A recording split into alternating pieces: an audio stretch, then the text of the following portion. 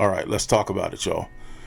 There is a rapper, his name is D1. He's recently come out in a post and made the statement that you can't be ratchet and righteous at the same time, which Lecrae took issue with. But I just kind of wanted to come at it from this standpoint. There's an irritant about how we as believers address things that we really care about. It's easy to hear something that sounds similar and just automatically get on your soapbox about what they're saying. If you really take just an open-minded listen to what they're saying, it really doesn't match at all. It seems like it's very overt where D1 is coming from when he's saying scriptures do not make room for being righteous and being ratchet. Lecrae is saying, well, there's certain things that the culture, hip-hop culture, comes from a place of rugged, raw, disenfranchised people who were just making it up as they went along, trying to find out who they were, inventing themselves, in real time in front of the world. And it wasn't conventional. It was all gritty. It was all,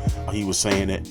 There was certain parts of it that can be salvaged, but there's other parts obviously that need to be, discarded. But my point is that I'm not disagreeing with what Lecrae is saying in terms of where hip hop came from. I think he's kind of misrepresenting what when people say ratchet. They don't just mean you got this fro that's uncombed or whatever, you taking your braids out. If you Google songs or videos that include the word ratchet, the stuff that you start to see, the imagery, the attitude has nothing to do with anything righteous or anything that we should be taking part in. That's where I feel like Lecrae is he's broadening the term too much. It almost comes off like you got children and they get to a certain age and they start trying to, when you tell them like, hey, turn that Nintendo off, you come back in 30 minutes later. I thought I told you to turn it off. It's not a Nintendo. It's not a Nintendo. Boy, I will, like that kind of stuff. Like it seems like he's kind of playing these semantic games where it's like,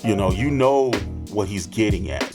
With my kids, I need to trust you. If you're gonna play silly with me and act like you didn't understand what I was talking about just because I used the wrong word, you know exactly what I'm getting at. And that's where I feel like Lecrae is, as long as he's been around, as old as he is, let's not create confusion where there shouldn't be any confusion.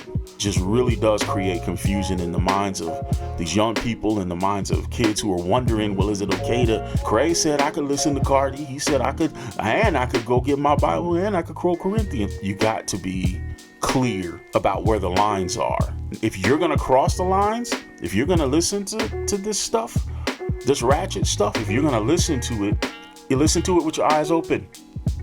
When you start turning on music like that, you need to understand that there is a standard of righteousness, that there is a standard of holiness, and you need to understand that what you're listening to does not meet that standard. Just leave it there, because none of us made the rules. You don't get to say what's right, you don't get to say what's wrong. The Bible has made that distinction already. If you claim to be a believer, then that's your standard as well.